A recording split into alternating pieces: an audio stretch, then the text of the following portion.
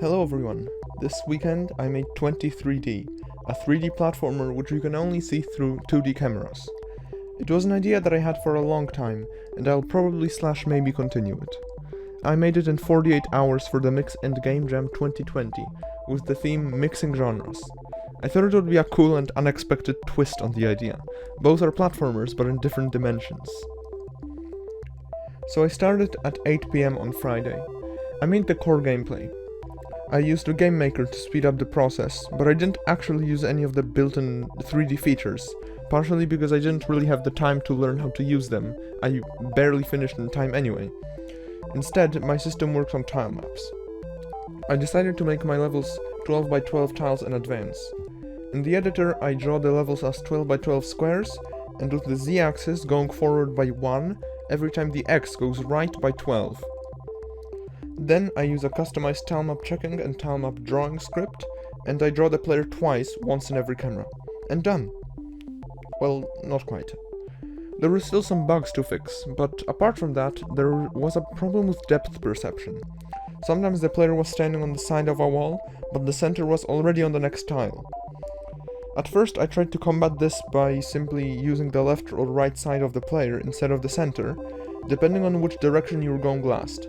But that completely backfired. Looking back, I should have probably used the opposite side, but for some reason I didn't think of that until now. And instead I drew the tiles behind and in front of the player with 0.5 alpha, and it also worked. The next thing I did was a bunch of level design. I usually leave this until later because I just don't like it. It's hard for me to come up with level ideas. But this time I forced myself to do it now, because of the one law I decided to keep in every single one of my game jams. Always have a finished game.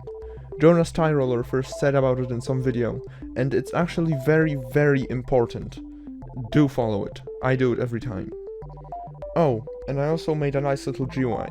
It was around this time that I also started work on the music, simply because I was a bit inspired. It wasn't very complex, and I made it in FamiTracker and later mastered it in Ableton, which I got for free, and you can too, check the link in the description. Then I made some simple death and win animations. And then I made a special pause shader, although I made it a bunch weaker in the final version. Screen shake and some more particles. The game was finally starting to come alive. I had to be careful though to not overdo the screen shake and effects. Many people didn't enjoy my previous game Planet Doom because of them. In the end, I also included an option to disable post-processing at all. Then I added sound effects, music and some text in the first level to teach you the basics. And after that, I'm sorry to say that I didn't really record anything until the final build. Although it was mostly minor stuff anyway. The menu, some minor level design tweaks, some more graphics updates, etc. So here she is. Please play and rate it if you have a few minutes. I'll publish a full walkthrough and maybe even a speedrun as well, after rating is over, which is in about 4 or 5 days I think. Thank you for watching. The next Voidless Devlog will come in a while, hopefully.